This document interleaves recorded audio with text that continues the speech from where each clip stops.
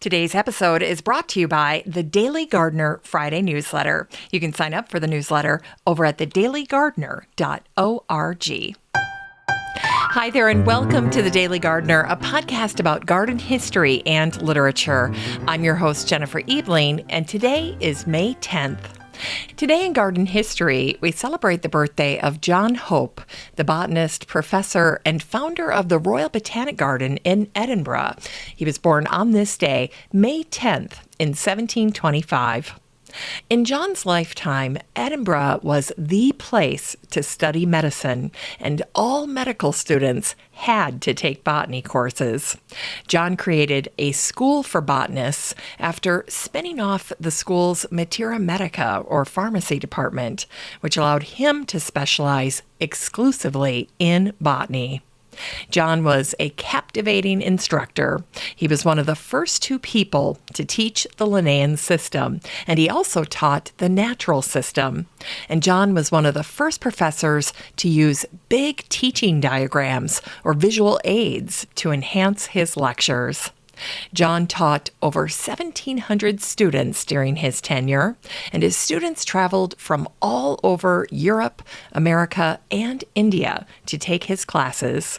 John Hope alumni include the likes of James Edward Smith, the founder and first president of the Linnaean Society. Charles Drayton made the trip from the United States, as did Dr. Benjamin Rush, one of the signers of the Declaration of Independence.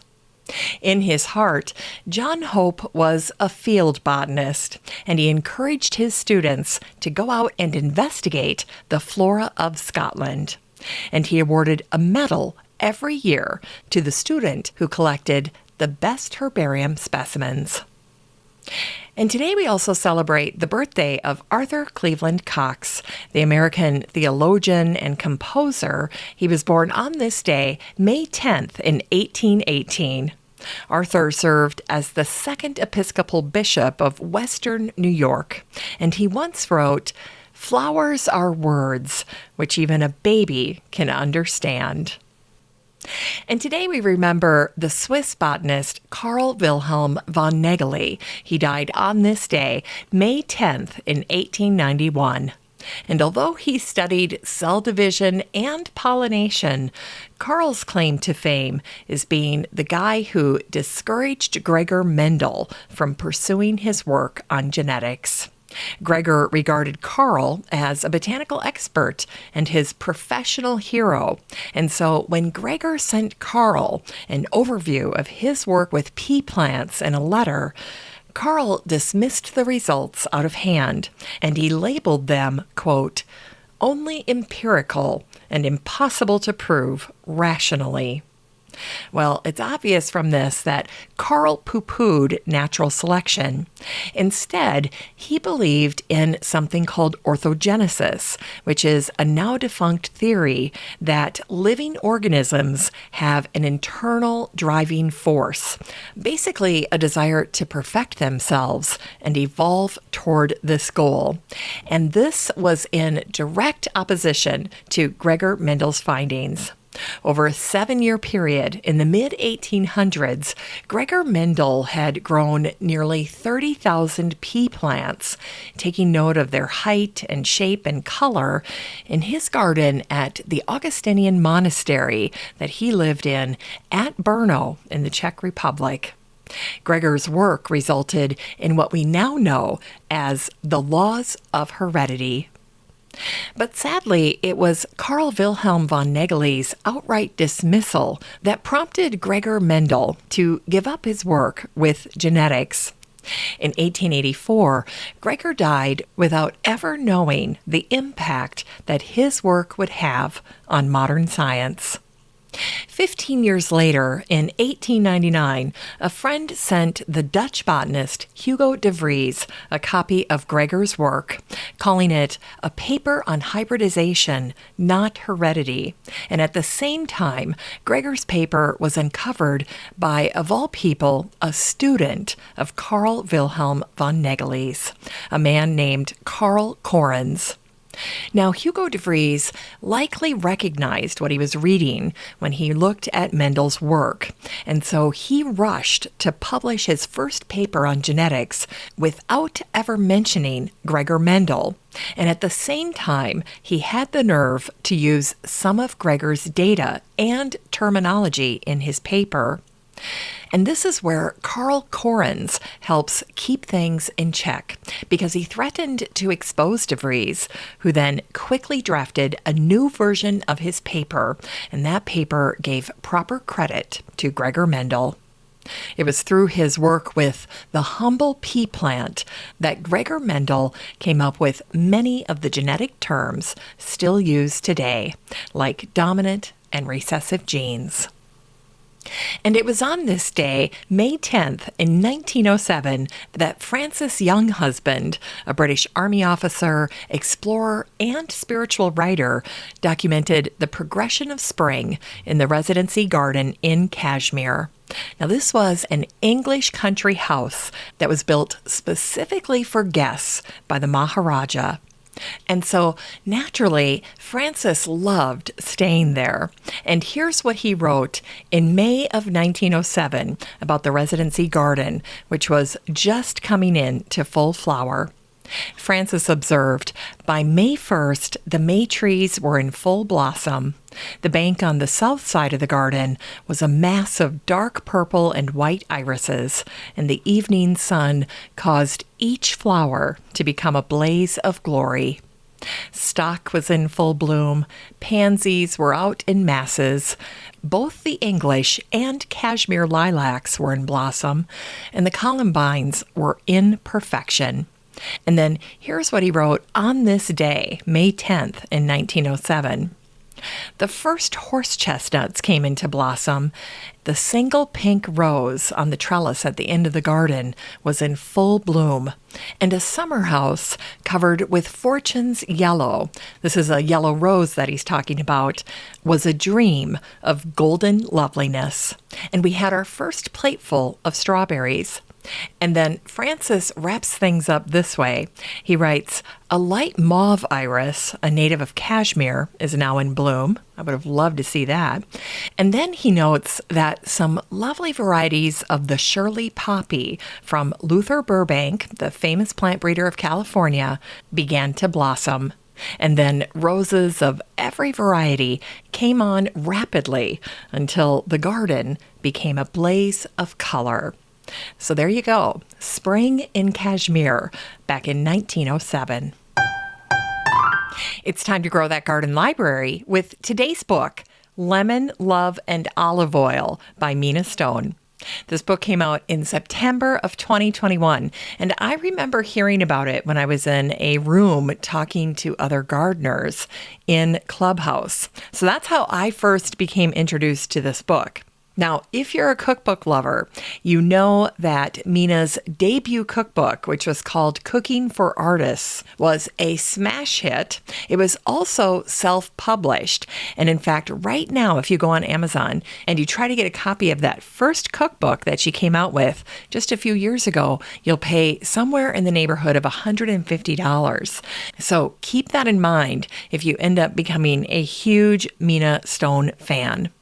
Now, to me, Mina's story is fascinating. She actually went to school to be a designer and then on the side started cooking for families and then for special events. And then eventually she started working for a gallery, and that's where she started cooking for artists. And so that was the name of her first book.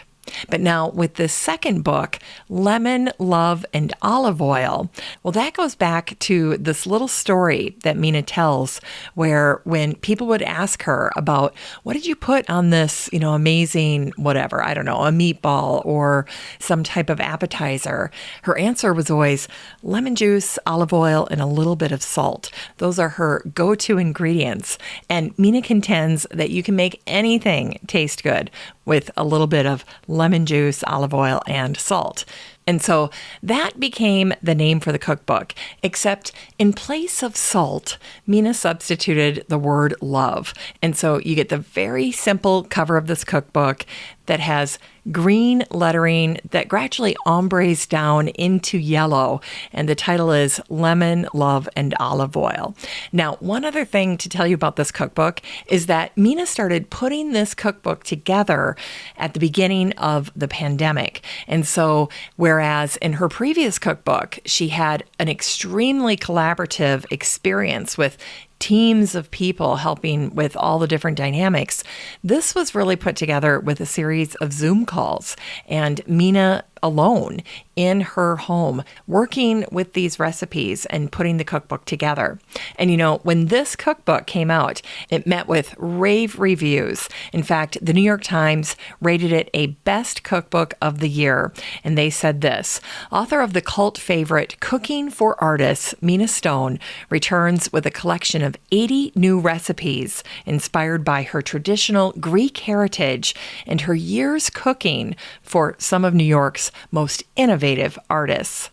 Now, I've watched a couple of interviews with Mina, and one thing she says over and over again, and I think it's such a sign of the times for when she was creating this cookbook, is she was constantly thinking about the love aspect of these recipes. And by that, what Mina was focusing on was the comfort level, the coziness factor of this food and eating it together with your family or with people that you love. And so that's what she was trying to capture with these 80 recipes. And I thought that was so poignant, especially in light of the fact that she was putting this together during the pandemic when she's in lockdown, when we were all in lockdown. Now, two other things that I want to point out about this cookbook, and then I'll read a little excerpt for you. The first is that Mina is not the kind of person that comes up with a cookbook and then has to go out and create all of these recipes to meet the cookbook. That's not how Mina works. What she does instead is she pays attention to the recipes that she starts making again and again. So these are recipes that to her have stood the test of time. They've kind of passed the Mina test, because if she keeps going back to those recipes, whether it's for her personal life or her work life or for events, things like that, then they start to rise to the top just naturally, just organically. And so that's how this collection came to be. She actually pulled together way more recipes than the 80 that made it in this book. And then she just kind of culled it back down. And so we've got this 80 recipe collection here. And then the other thing that I wanted to mention is that if you are a lover of reading cookbooks, well, then you are going to really enjoy Mina's book, because before each section, there are essays that Mina includes talking about her family and her grandmother, who is kind of the original Greek cook in Mina's life. So she learned a ton from cooking with her grandmother. And then, of course, her background in working in catering and cooking for other people. And so she has lots of great insight, not only on these recipes and these ingredients and how they work together, but just her sheer personal experience. And I couldn't help but thinking as I was reading this cookbook that Mina could write an autobiography, and it would be an excellent standalone book, because her stories are just that intriguing.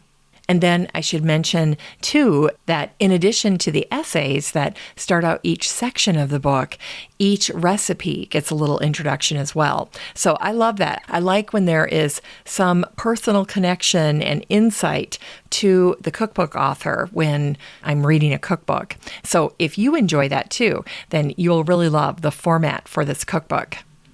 Now, for the excerpt today, what I thought I would do is just share a few little snippets from a section that Mina calls My Kitchen. And this is really an introduction to the key ingredients that she likes to use. And then again, this will give you an idea for Mina and how she works in her kitchen. And in fact, she introduces this little section this way.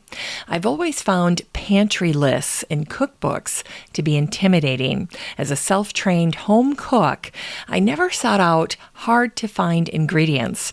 It never crossed my mind as an option. The ingredients in my recipes and the food found in my pantry reflect my surroundings, touched with a dose of Greekness. It can't be helped. And then she writes, here are some thoughts on how I approach cooking in my kitchen, what I like to keep in my cupboards and what I run out to the store for, and a little bit of clarification on how I wrote the recipes. So here's what she says about sea salt and kosher salt right off the bat. Sea salt is more salty and kosher salt is less salty. And because kosher salt is less salty, it gives you more control over the seasoning. So keep that in mind. I thought that was great insight. And then she talks about extra virgin olive oil. And she writes, I like to use olive oil sparingly during cooking. This makes the dish lighter. And then add the bulk of it at the end once the cooking is completed. So that's a great little tidbit, especially if you're using olive oil to cook with your garden harvest. And there's so much that comes out of our garden that goes into the pan with a ton of olive oil. But now maybe you can dial that back a little bit with this tip from Mina. And then here's what she says about lemons.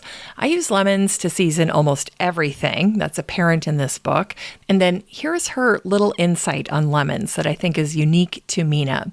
She says that when she needs to add acid to a recipe, instead of using vinegar, she usually prefers to use lemons because they're very fresh tasting. And she says they add a floral buoyancy. And I've never thought about lemons that way, but I love how she describes that. And you know, she's exactly right. And personally, I also think that there's something just a little less harsh about lemon juice as compared to vinegar. So if you have a sensitive tummy, consider incorporating lemon juice instead of vinegar. Now, I wanted to very quickly tell you about the herbs that Mina likes to cook with. Now, this is important because if you're planning your kitchen garden, well, then you're definitely going to want to incorporate these green herbs, the herbs that Mina likes to use fresh from the garden. So she especially enjoys using parsley, mint, cilantro, and basil, my personal favorite, basil. And then here's her little tip for using green herbs. Mina writes, in her recipes, herbs are usually measured by the handful, and 1 handful equals about 1/4 cup. And see, again, right there, that's helpful as well, because if you're planning your kitchen garden, you need to think about how many plants you need to plant so that you can have an abundant harvest. And just to give you an idea of how much basil I use in the summertime, I usually end up buying about 4 to 5 flats of basil just to get me through the summer. And of course, all of the great dishes that use basil. So there you go. Now, in terms of dried spices, Mina's favorite is dried oregano. And she writes that better quality dried oregano is milder in flavor. And it's great to use as a general seasoning. So there you go. A little bit on key ingredients from Mina Stone. This book is 272 pages of more than 80 Mediterranean-style dishes and the stories that inspired them. These recipes are uncomplicated. They're Mina's go-to recipes. And of course, they can always be enhanced with lemon, olive oil, and salt. You can get a copy of Lemon, Love, and Olive Oil by Mina Stone and support the show using the Amazon link in today's show notes for around $15. Oh, and hey, real quick, before I get to today's Botanic Spark, I wanted to share with you Mina's go-to olive oil because she casually mentioned it in one of the videos that I was watching her cook in. And so it's called Spitaco, and she gets it on Amazon. So I'll put a link to it in today's show notes. But if you are an olive oil lover, this is the olive oil that Mina swears by. She says it's fantastic. So I've got it in my shopping cart right now, and I'm excited to try it out.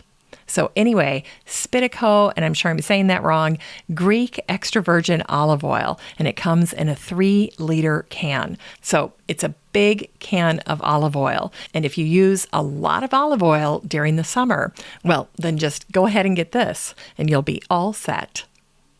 All right, we end the show today with a botanic spark that remembers Polly Park, the American-Australian amateur gardener, speaker, and writer. And she died on this day, May 10th, in 2017, 5 years ago already.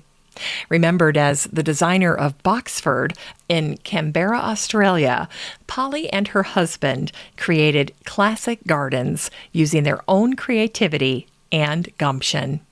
On their half-acre suburban property, Boxford attracted visitors from across the world, and it featured 6 unique gardens. There was a modern garden inspired by Roberto Burle Marx, an English nut garden, a parterre garden, complete with an Italian statue from Florence, a Chinese garden inspired by the Suzhou garden, an Indian garden, and a Japanese garden. And remember, this was all happening on just a half-acre suburban lot. Well, Polly and Peter made a great garden team. Polly came up with the ideas, and Peter was the muscle, or the mule, as my husband likes to say. Anyway, Polly created the stone courtyard for the Indian garden, and also a mosaic that was inspired by the great 20th century Brazilian architect Oscar Niemeyer for their modern garden. And then Peter built the pond and the meditation house for the Japanese garden. So, see, they really did work well together. Well, in 1988, Polly wrote a biography of their gardens in a book appropriately titled The World in My Garden. Although Boxford was identified as a National Heritage Site in Australia, after Peter and Polly sold the property in 2006, the gardens were destroyed. 5 years later, in 2011, Peter died, and then Polly followed 6 years later on this day at the age of 96. You can get a used copy of The World in My Garden by Polly Park and support the show using the Amazon link in today's show notes for around $17. Well, that's it for today's show. Thank you so much for listening. And just a reminder that you have a standing invitation to join the free Facebook group for listeners of the show. The next time you're over at Facebook, just search for Daily Gardener Community, where you'd search for a friend and then request to join. And if you'd like more of The Daily Gardener, you can subscribe to the newsletter over at thedailygardener.org. And don't forget that you can also show your support for the show by using the Buy Me a Coffee link over at the website or in today's show notes. This is Jennifer Ebling. Thanks for listening to The Daily Gardener. And remember, for a happy, healthy life, garden every day.